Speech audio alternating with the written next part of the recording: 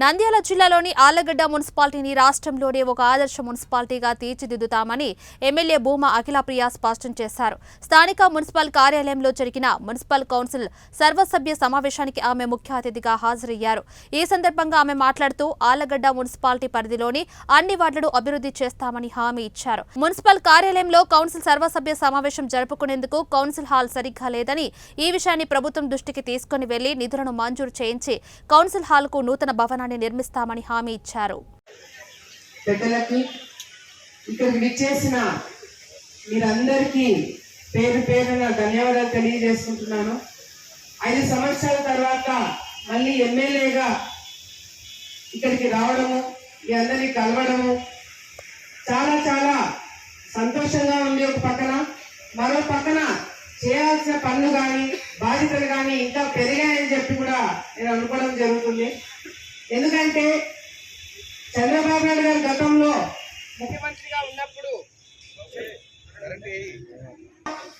చంద్రబాబు నాయుడు గారు అధికారంలో ఉన్నప్పుడు ఆళ్లగడ్డని ఏ విధంగా అభివృద్ధి చేయాలనే ఒక ఆలోచన, ఒక దిశ నిర్దేశం అంతా కూడా రెడీ చేసుకొని ముందుకు వెళ్తున్న టైంలో మళ్ళీ 5 సంవత్సరాలు గ్యాప్ రావడం జరిగింది. కానీ ఈసారి మాత్రము తప్పకుండా ఆళ్లగడ్డ పట్టణానికి, ఆళ్లగడ్డ నియోజకవర్గానికి ఏమి కావాలి, ఏమి ఇప్పించాలి అన్ని కూడా రెడీ చేసుకొని మనం ఈరోజు గెలవడం జరిగింది. ముఖ్యంగా ఈరోజు మీరందరూ కూడా మంచి మెజారిటీతో, మీరందరూ కూడా నమ్మకంగా ఓటు వేసిన ప్రతి ఒక్కరికి నేను పేరు నేను ధన్యవాదాలు తెలియజేసుకుంటున్నాను. మీరు మా మీద పెట్టుకున్న నమ్మకాన్ని తప్పకుండా కాపాడుతానని మరొకసారి మీ అందరికీ తెలియజేసుకుంటున్నా. మరి ముఖ్యంగా ఈరోజు ఇక్కడ సచివాలయం ఉద్యోగస్తులు కానీ ఏర్పాటు చేసుకోవాలా, దానికి మా సైడ్ నుంచి ఏం కావాలో మేము కూడా ఏర్పాట్లు చేపిస్తామని చెప్పి ఇక్కడున్న స్టాఫ్ అందరూ కూడా తెలియజేసుకుంటున్నాం. మరి ఇప్పుడు కొత్తగా ఇంకో కొన్ని డిస్కషన్లు జరుగుతున్నాయి. ఇప్పుడు కొత్త ప్రభుత్వం వచ్చింది, మమ్మల్ని తీసేస్తారా, ఎవరిని తీసేస్తారు, ఎవరిని పెడతారు, మాకు పెన్షన్లు వీక్తారా, మేము ఓటేలేదని, లేకపోతే మాకు ఇది తీసేస్తారా అని చెప్పి చాలా మంది చాలా విధాలుగా తపన పడుతున్నట్టున్నారు.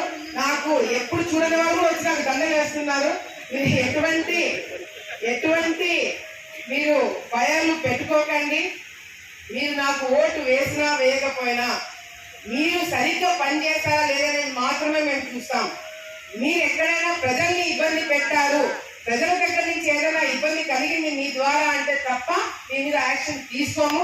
మీరు వైసీపీ నాయకుల, బీజేపీ నాయకుల, ఇండియన్ నాయకుల అనేది చూడకుండా మీరు చేసే పని కరెక్ట్గా ఉంటే తప్పకుండా మిమ్మల్ని పెట్టుకుంటామని చెప్పి కూడా సందర్భంగా తెలియజేసుకుంటూ, మరి ముఖ్యంగా మీరు ఏదైతే గతంలో రాజకీయాలు ఉండాలని చెప్పి అనుకున్నారో అవన్నీ కూడా ఇప్పుడు ఉండవు. బలవంతంగా మిమ్మల్ని మీటింగ్ అయితే పొదుపులను తీసుకురాకూడదని చెప్పి ఉన్న కమిషనర్ కూడా నేను స్ట్రిక్ట్ గా నేను వాళ్ళకి చెప్తున్నాను. ఒక సీఎం గారి ప్రోగ్రాం తప్ప ఎమ్మెల్యేలకు మేము మీటింగ్లు పెట్టినప్పుడు బలవంతంగా ఆడవాళ్ళని తీసుకురావద్దని చెప్పి మరీ నేను అధికారులకు అందరూ కూడా ఇన్స్ట్రక్షన్స్ ఇస్తున్నాను. ఈసారి మీరు బలవంతంగా బస్సులు ఎక్కలు, అభిమానంతో ఎక్కేలాగా చేస్తాను. మంచిదే కదమ్మా.